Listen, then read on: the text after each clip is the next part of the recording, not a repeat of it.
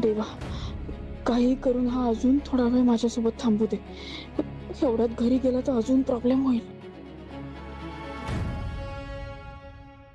हा झालं ताई, आता काही प्रॉब्लेम नाही.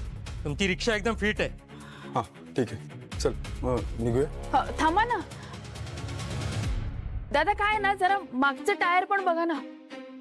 काय ना मागच्या आठवड्यात रिक्षा जरा खड्ड्यात पडली हो, म्हणून चालवताना अशी लुडबुडते, कंट्रोल राहत नाही.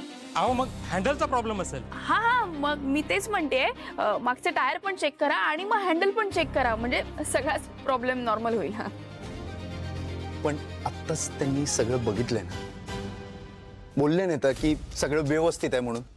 हो, पण खबरदारी घेतलेली बरी ना रे. आणि मगाशी मी हँडलचा प्रॉब्लेम सांगितला नव्हता. होईल ना, लवकर काम होईल. अरे टेन्शन घेऊ नको.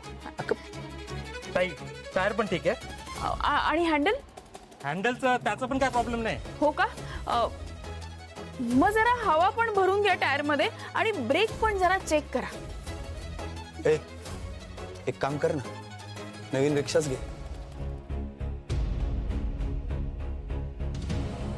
एवढी सगळी कामं करायची त्यापेक्षा नवीन रिक्षा परवडेल तुला. अरे काय, सेफ्टी महत्वाची ना. मला काही झालं तर चालेल, पण पॅसेंजरला काही व्हायला नको. ताई ब्रेक पण व्यवस्थित आहे. व्यवस्थित आहेत? कळलं? आता जाऊया. अरे थांब ना. काय जाऊया जाऊया, मी काय रोज रोज येते का इथे?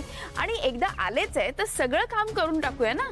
हा दादा, ते ट्यूब पण जरा चेक करा आणि एकदा परत बघा काही झालंय का. अगं बोलले ना ते मगाशीच, टायर व्यवस्थित आहे, पंक्चर वगैरे नाही आहे. हे बघ, वरून जरी नीट दिसत असलं ना तरी स्लो पंक्चर असतं. अरे एकदा जरा बघू दे ना, काय हरकत आहे. हा दादा जरा बघाव. अहो ताई त्याची काय गरज नाहीये, सगळं एकदम ओके. तुम्ही बिंदास चालवा गाडी. दादा अहो, माझ्या समाधानासाठी बघा ना.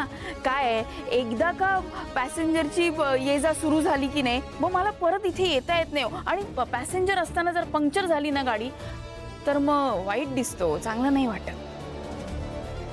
बरं ठीक आहे. हो दादा, दे इकडे.